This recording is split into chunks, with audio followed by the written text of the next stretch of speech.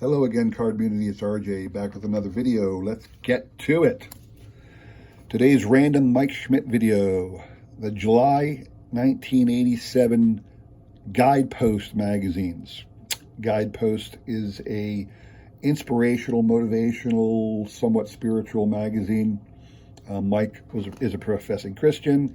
They chose him as their cover guy for this issue. I have a lot of media relating to Mike Schmidt, magazines, books, newspapers, and the like. This is just one of them. Figured I'd show that to you. My random baseball collectible is this audio CD. Got this in the early 1990s, I believe. Let's see if I can see exactly when it came out. There you go, 96. It's a Hall of Fame exclusive. It is a audio recreation, not recreation, I should say. They put on CD their recording of the festivities in 1939 for the opening of the Hall of Fame building. The building that still resides in Cooperstown today was first opened in 1939 to tie into the centennial of baseball. So the question would be, why is 1839 recognized as the birth of baseball? What is it about 1839, and why is it Cooperstown? Many of you may know the story. For those who don't, in the late 1800s, early 1900s, Al Spalding, the Spalding sporting goods mogul, he was a star pitcher in the late 1860s, early 1870s. He's in the Hall of Fame for both his pitching prowess, because he was damn good, but also for his contributions to baseball as the founder of the Spalding Sporting Goods Company. And he had a large chunk of the ownership of the Chicago White Stockings back in the 1800s. Now, Spalding, around the turn of the century, wanted to prove that that baseball was an American game, that it was clearly invented in America by Americans and not derived from anything else. They wanted to say, no, it wasn't cricket, it wasn't anything, it was baseball, American made. Now, anybody who knows the truth knows that's absurd. It was clearly taken from several other bat and ball games. There have been bat and ball games played for centuries. The concept that they suddenly just came up with 1839, boom, and here's baseball is totally silly.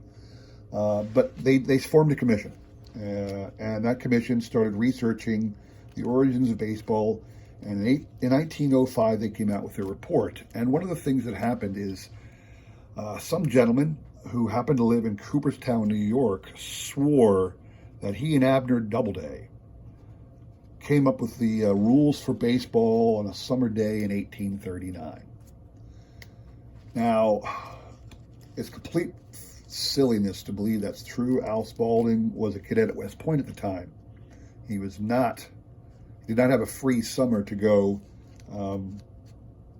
and play baseball. He had no interest. There's never been anything in his own personal writings to suggest he even cared about the game. But Abner Doubleday was a war hero. He was a hero from the Civil War. He was widely regarded as the singular individual who fired the first shot in defense of Fort Sumter to start the Civil War. Whether that's true or not is up for debate, but that's the story that held. And when some guy from Cooperstown, New York said he and Abner Doubleday created a game, well, the Commission on Baseball Origins said, that's it. That's what happened. It happened in 1839. Plus, later on, someone went to Cooperstown to snoop around, and they happened to find an old baseball in the middle of the field somewhere, and they swore this was the baseball that Abner Doubleday used to create the game that day in 1839.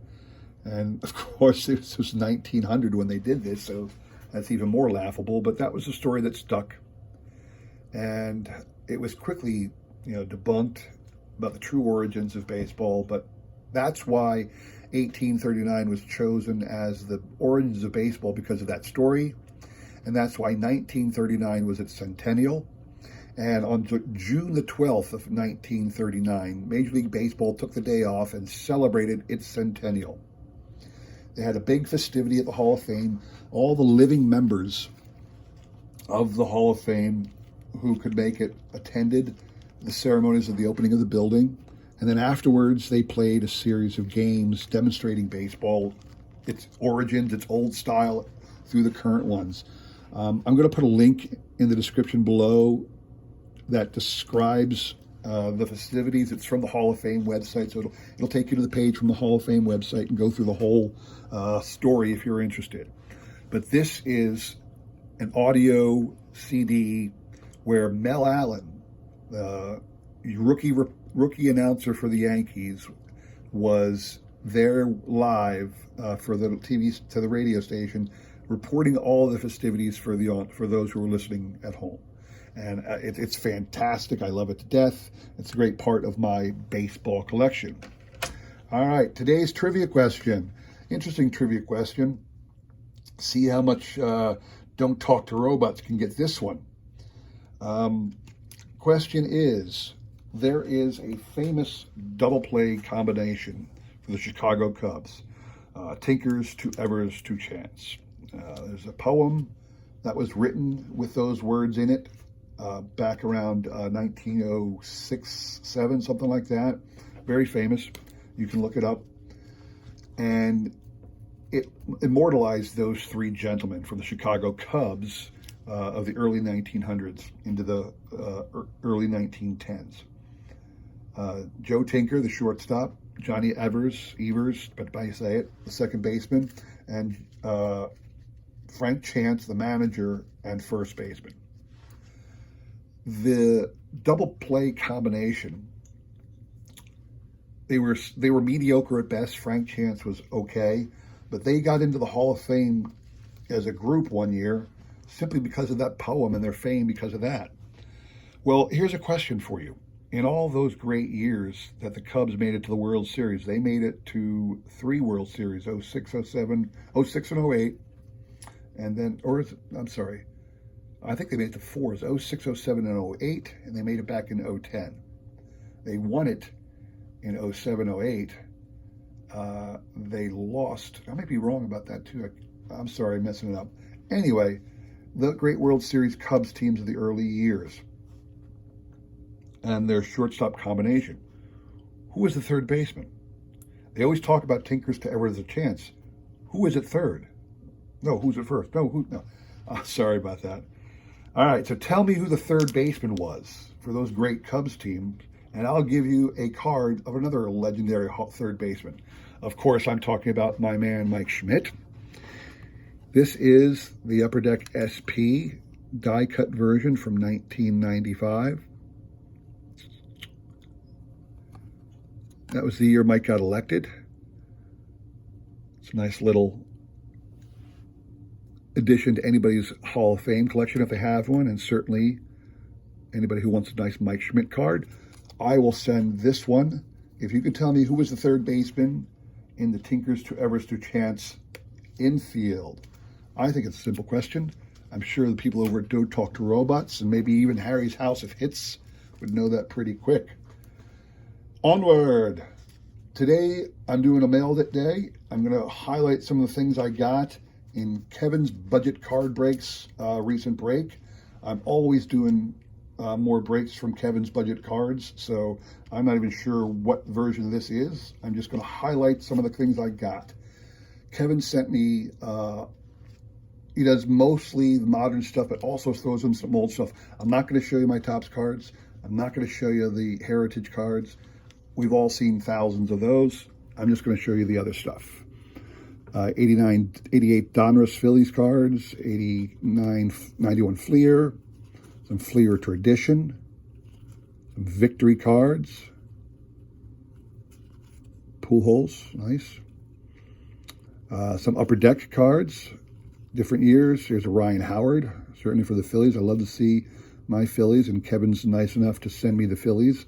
Now, that's not true. I snag the Phillies the second he announces a break. I grab the Phillies as my team, so I never miss a break of Phillies.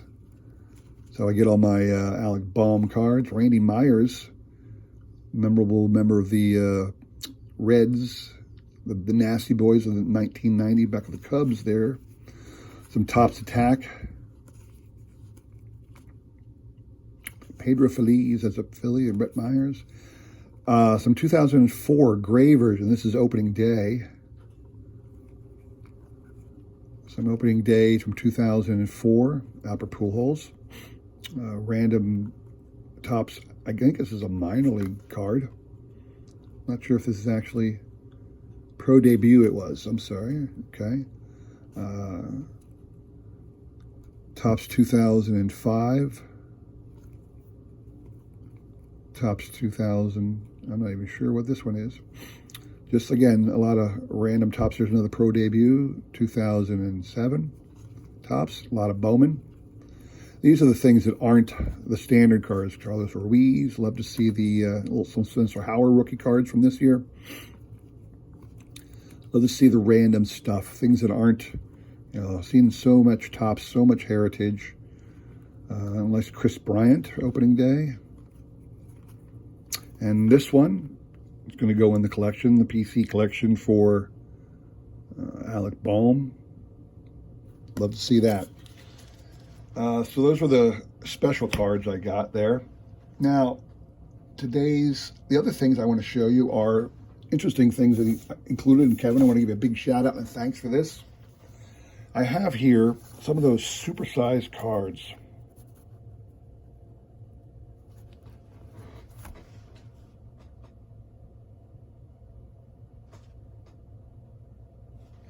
Supersized cards. Sorry about that delay. I got a text I had to read real quick. These supersized cards were 1981. And it's interesting. In 1981, they came out what they called team super cards. These are various cards from certain teams. I don't know why Topps did this. Only certain teams made the cut. And that's how many cards you got from the various teams. It was only these teams, only these number of cards. And inside here, in each one of these packs, is one of these cards. And this is what they look like. This one wasn't in the wrapper. It's Dwight Evans from the Red Sox. On the back, it had the checklist of which cards there were. And in fact, there were two versions of these cards. One version, same card, has the checklist, the other does not. Here is, for your viewing pleasure, my Mike Schmidt version of that set that year. But that one didn't have the checklist. You can see it's the same back, no checklist. I don't know why. I'm not sure why they made two versions, one with the checklist, one without, but they did.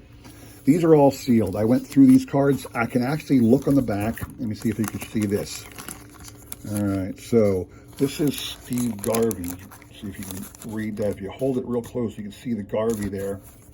So this one is Steve Garvey. I went through all of these, took a look at who the players were, because I don't want to open them up. For the most part, they're just decent stars and okay players, but there are two Hall of Famers. Somewhere in here was a Carlton Fisk, and somewhere in here was a Dennis Eckersley. What I might do is I might sell those two on eBay, see if I can get a couple bucks, because they're still sealed. That's kind of cool. So just wanted to show you that. Kevin, I appreciate that, but I'm not going to open it. What I am going to open is this. He sent me a whole stack of Denny hologram cards. These were the 120th anniversary edition. Now, Kevin has been opening up these forever on his channel. I don't know where he got them. I don't know how many he has. Kevin, if you've got any more, send them to me. I'll take them off your hands for you. These are from 1994. I got one of these from before from him. This is, trying to get this, you can see it, the Albert Bell from the Indians. Not a fan of Albert Bell's. He was really a jerk. But this is the hologram, the way it looks. There's your back. It's of 28. And like I said, now that Kevin has sent me this stack of cards, it's not 28 of them. I'm not going to get, I don't think I'm going to get all 28, obviously. But as a set collector, I'm going to have to keep trying until I do. I'm going to have to put it up on trades. I'm going to have to look around, make some trades. I'm going to have to go on eBay and buy the rest. I must now acquire the whole set, thanks to Kevin. All right. And look at the first one I get. Another Albert Bell. Grrr. Well, it is what it is. So, there's your Albert Bell, another one. Let's see who we can get. If I get all Albert Bells, Kevin, I'm not buying any more cards from you. All right, there we go. A little bit better. Mike Piazza. This would have been Piazza's third-year card, I think. He had a couple rookies in 92, I believe. Although 93 was his primary rookie year, I believe. I think 2 was. Let's see if we can get that nicely shown. Mike Piazza. There we go.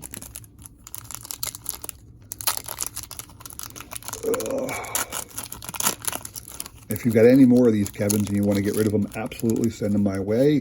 Because like I said, now I'm going to have to do the whole set. Here's Andres Galarraga. See that? I'm not even sure where he got the packs. I don't necessarily need the packs. It's a pain in the butt to open. I'd just rather have the whole set. But I'm definitely going to have to put it together now. Kevin Appier, who was a decent pitcher for the Royals back at this time. Not that the words decent pitcher and Royals go together too often. Sorry for any KC barbecue sauce Royals out there. I'm not going to say, I'll leave that to Kevin. I'm not going to say that ever again. All right, there you go. There's your junior. Ken Griffey Jr. Even in 94, he was, you know, I don't think there was ever a time when Ken Griffey Jr. wasn't a superstar, you know. Like Albert Pujols and Mike Trout, he's always the man. What we got here? Bobby Bowe. Bobby Bowe! Living off the Mets paycheck. I love that. If I'm Bobby Bowe, I'm just so thrilled to death with life right now. $1 million a year for the rest of his life. Until like 2030 something or other. I don't even know what it is. That's a good gig if you can get it, isn't it? Something just sending you a check for $1 million a year once in a while. I could live with that. I could handle that. Oh, to be Bobby Bowe. Tony Gwynn. Tony Gwynn running and sliding. You don't see Tony Gwynn running too often.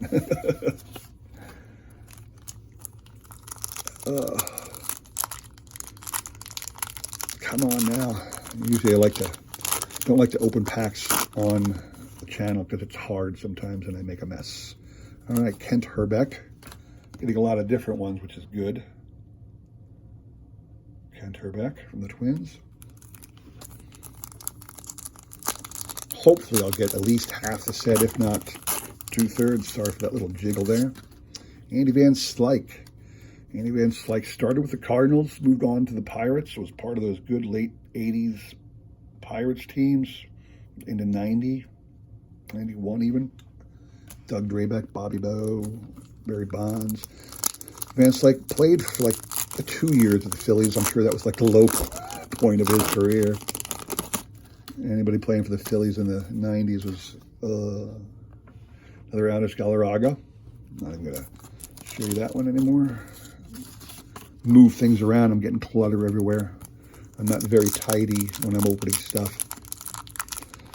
Oh, that one shot out at me. What we got here? Oh, another Kevin Appier. All right, come on, guys. I need some more. I don't know what I got, 10 different ones maybe by now. I need some better ones. I need more. I need to at least get 28. There you go, Larry Walker. That's a new one. Get that so you can see it.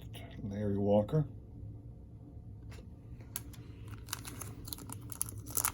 There's 28 in this set, like I said, and thanks to Kevin, I'm going to have to complete it. I will tell you this, Kevin, if you're listening. Here's Mo Vaughn. I was able to complete that basketball set. Kevin sent me 1,000 cards. I won his 1,000 card giveaway about a month or two ago. And one of the things he sent me was a lot. I mean, hundreds of basketball cards. I don't collect basketball. I don't care about basketball. I got hockey. I got football. I got wrestling. I got non-sport. There's another junior. Okay. But he sent me a whole bunch of basketball cards, and it was dang near a whole set, except he had pulled all the stars out. That's okay, Kevin. It's not a big deal. You know what I did? I got them myself. Oh, here's Frank Thomas. That's a new one. I actually logged into the tradingcarddatabase.com. Again, I pitch that every once in a while. I think everybody should be a member of that. I put in all the basketball cards I needed, and it didn't take long, but I have completed the entire 1992-93. Cal Ripken, here we go. I had completed the entire 1992-93 Fleer Ultra basketball set. I got it for free. I got it majority from Kevin, and then I traded for the rest. So thank you for that, Kevin. I did complete my set. I have an entire basketball set that I will promptly dispose of in some manner. I don't know if I'll keep it or eBay it or another Larry Walker. Sell it at a yard sale or something. I just can't see myself keeping it, but I had to complete it. I couldn't not. This is the way I am, people. If you send me a couple sets, Jose Rio, star player for the Reds in 1990 when they won the World Series. I think he won the MVP of that year. But you know me, if I start a set and I get enough cards that it looks like I could finish it without much trouble, that's what I'll do. Here's another Mo Vaughn. So thanks to Kevin, I now am the proud owner of a 1992-93 Fleer basketball set. I'm still working on that studio there, Kevin, the 93 studio. I'm still looking for a few more cards from my trades to get that one done. Another Jose Rio. So, surprised these only came one to a pack at Denny's. I think they do it like 3 or 4. I don't know, but hey, it's something. Another Tony Gwynn. And last one. Looks like I got about 10 or 11 different versions, 10 or 11 different styles. Certainly not enough. Another Van Slyke. So let me look through here, see if I can't find how many of the 28 I have. I'm not going to go find the checklist at this time and let you know, oh, well, he needs another 6 or another 12 to get the whole set. I'm not going to waste my time doing that now. A. Pierre, Galarraga, Piazza and Bell, Tony Gwynn, Van Slyke, Riho and Vaughn, Larry Walker, Cal Ripken, Frank Thomas, Ken Griffey. That might be it. It might be all of the variables that I have. I had Herbeck in there. Just saw my Herbeck card. I don't think I had Herbeck down there. So these appear to be the singles that I have, or the primary cards. I'm going to real quick put them in order so I can look at them. Larry Walker's. I think they did it alphabetically then. If Larry Walker's the last one and Mo Vaughn's right before him, it looks like they did this alphabetically. Van Slyke's way in the back too, yeah. So I'm missing a lot of the early ones. I guess Roberto Alomar is likely in here. But I have 1, 2, 3, 4, 5, 6, 7, 8, 9, 10, 11, 12, 13. 13 out of the 28. I will therefore endeavor diligently to try and obtain the rest. I need another 15 to complete this set. Kevin, if you got any more, feel free to send them my way. I would greatly appreciate it. You have forced me into the completion of another little set. The 1994 Upper Deck. I'm sorry, Upper Deck. Well, it is Upper Deck, but it's the Upper Deck Denny's hologram set from 1994. So there you go, everybody. That was my mail day today. Hope you all enjoyed it. Remember the trivia question. Who was the third baseman for the Tinkers to Everest to Chance infield? Answer correctly, and I will show you that. I will send to you my Mike Schmidt card, which has eluded me at the time, but you saw that, the SP card from Upper Deck. I'll put the repeat the question in the comments below, in the description below. I'll repeat the question, and I'll repeat the prize. Thanks for watching. Take care.